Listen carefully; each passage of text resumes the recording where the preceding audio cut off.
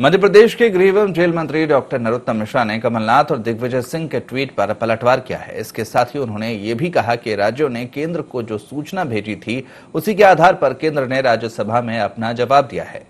कांग्रेस अब मौत पर सियासत न करे। बता दें कि इस दौरान मंत्री डॉक्टर नरोत्तम मिश्रा ने प्रदेश में कोरोना की स्थिति और डबरा में महिला के एसिड पीने के मामले में भी बयान दिया। वहीं ये भी कहा कि देश में कांग्रेस रसातल की ओर जा रही है। जनता समझदार है, वो भाजपा को ही चुनेगी।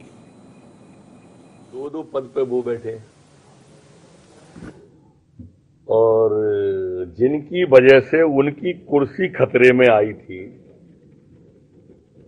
आदरणीय दिग्विजय सिंह जी की, वो इस पर उनको ज्यादा मार्गदर्शन दे देते अगर वो इस बारे में पूछ लेते।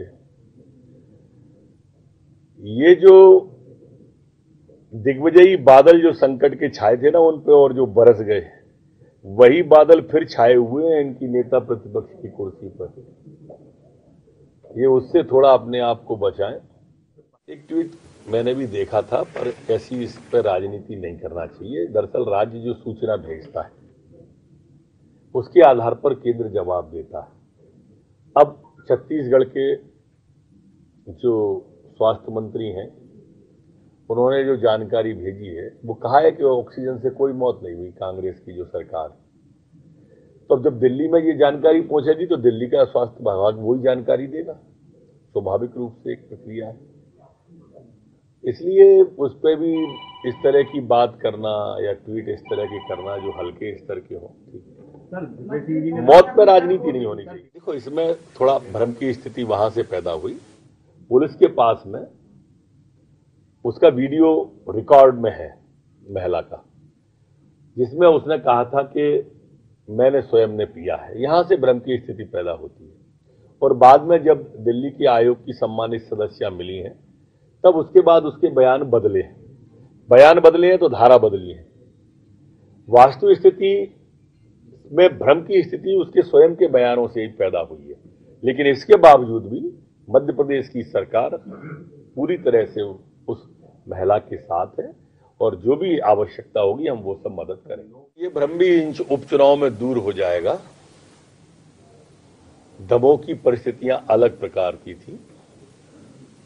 दूसरी वेव के कारण से हमारे मुखिया और अन्य लोग प्रचार से अलग हो गए थे, ये जाते रहे थे। ये वेव अलग प्रकार की है। देश में कांग्रेस रसातल की ओर जा रही है, ये सब समझ रहे हैं। डूबती नाव में कौन बैठेगा? विपक्ष के विधायक चुनने से सरकार तो बनेगी नहीं, तो वो अपने क्षेत्र के विकास को क्यों तरजीह नहीं देगी? मध्य प्रदेश की जनता बहुत जागरूक और समझदार है, वो भाजपा को ही चुनेगी। मध्य प्रदेश में आज पूरे में 15 नए कुल प्रकरण पूरे प्रदेश में आए हैं। 32 लोग ठीक होकर अपने अपने घरों के लिए गए हैं। 172 कुल एक्टिव केस पूरे प्रदेश के अंदर बचे हैं। 76,719 सैंपल कल लिए गए। जैसा हमारा संकल्प है कि कोरोना का फन जहां भी उठेगा वहीं कुचल देंगे। सैंपल लेने में कोई कोताही नहीं आ रही है। 0.019% संक्रमण दर रह गई है कुल, और रिकवरी रेट ठीक होने की दर हमारी 98.6% मध्य प्रदेश में है।